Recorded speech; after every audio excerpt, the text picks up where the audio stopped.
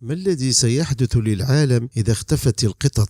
القطط من الحيوانات الأليفة المرحة التي يعشقها أكثرنا، فهي تضيف الكثير من الضحك والبهجة بحركاتها وطريقة لعبها الكوميدية مع الآخرين، وهذا لا يمنع أن بعضنا يكرهها. فسواء كنت من محبين القطط أو ممن لا يأتلفون معها، هل فكرت يوما ما هو مصير العالم إذا اختفت هذه القطط؟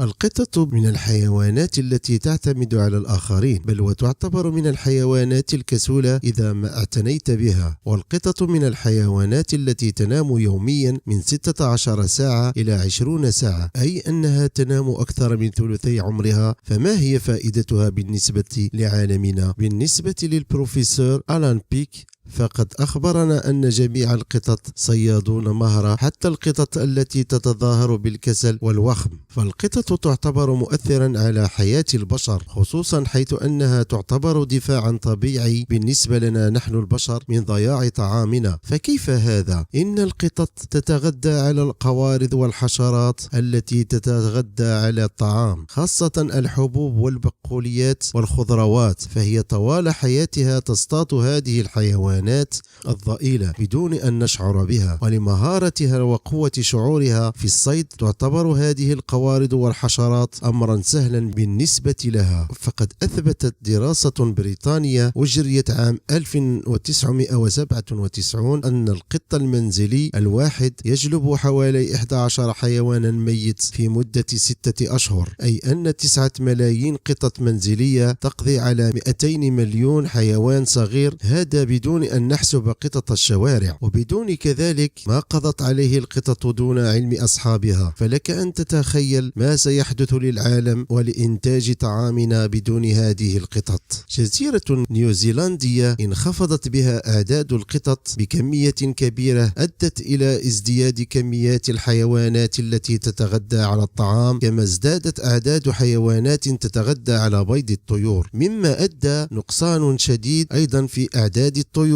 فلتصبر على قطتك الأليفة وعلى قطط الشوارع، لأنهم يحافظون على طعامنا في الأصل ولا غنى لنا عنهم.